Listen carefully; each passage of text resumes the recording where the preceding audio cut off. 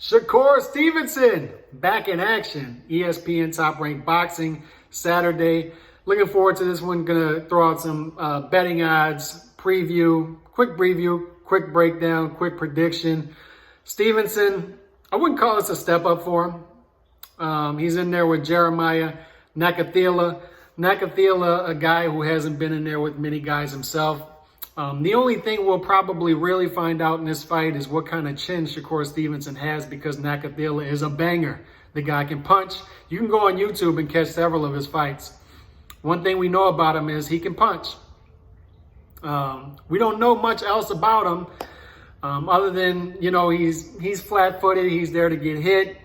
He's going to straight walk you. This guy is simple to figure out.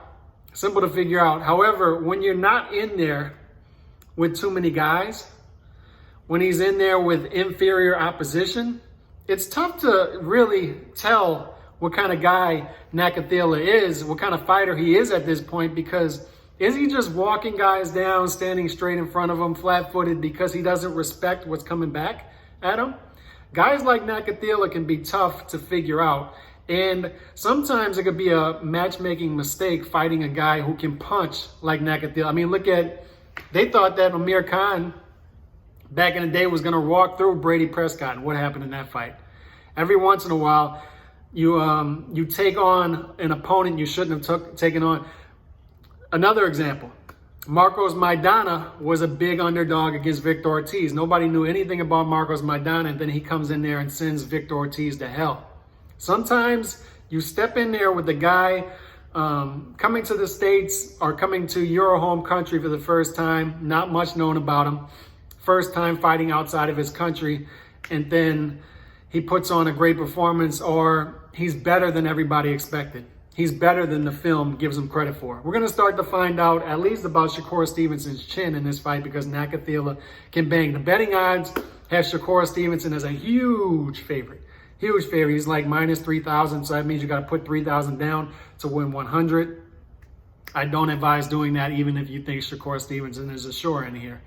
What I'm going to do, and what I like to do in fights like this with a guy who is a heavy underdog but does have punching power, is Nakathila is plus 1,000. So that means if you put 100 down, you win 1,000 if he were to win the fight. So I just throw fights like this, I just throw 20 bucks down to see if I can get 200 back or something like that. Throw down some money you have no fear of losing, and then you don't care if you lose it.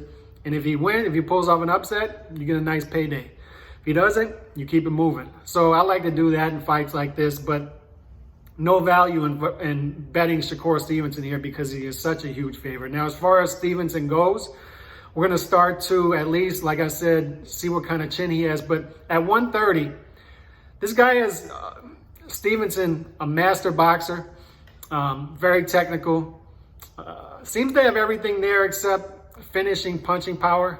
I don't think he's going to have at 130, and when he moves up to 135, whenever that is. But everything else is there for this guy. He's a master boxer, can put together combinations, can counter, good defense. He's got it all there. So the ceiling is high, the potential is there. But how is he going to fit in at 130 in that picture? You got guys like Valdez, who looks like a killer. You got Jamal Herring, a savvy vet. You got Burchelt coming off a loss, but he's still there. So you got guys at this division who are tough, who are veterans. So how is the young Shakur Stevenson going to fit in with this division? After this fight, we're going to start to figure that out if he can get past this one, which I expect him to do. But will he fight Jamal Herring? I think it depends on if Jamal Herring takes him on as the mandatory, or if Jamal Herring gets the Oscar Valdez fight.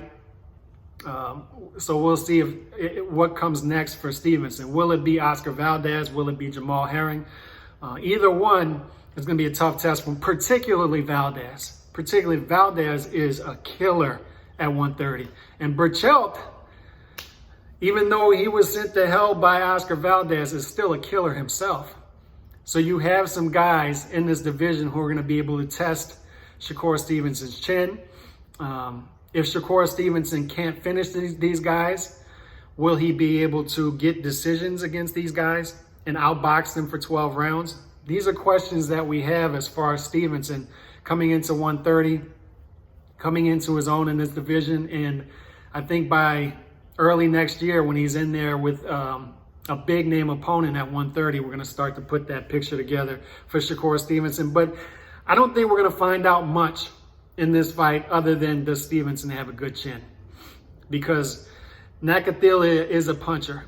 If you watch him on YouTube, he's a guy who is flat-footed, a guy who walks you down, but he can punch. He can punch with both hands. He's right-handed heavy, but he can still punch with the left hand as well.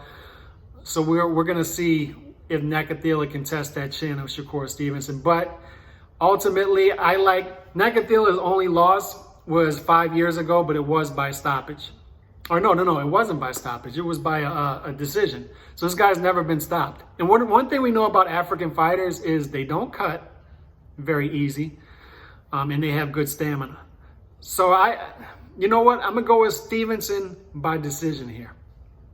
I don't think he's going to stop him. I'm going by Stevenson by decision. I think Nakathila is going to stay in there with him, land some punches, and he's going to stay in this fight. So I like Stevenson by wide decision in this one. Let me know what y'all think, man. Stevenson versus Jeremiah Nakathila. Looking forward to this one Saturday night. Peace. God bless.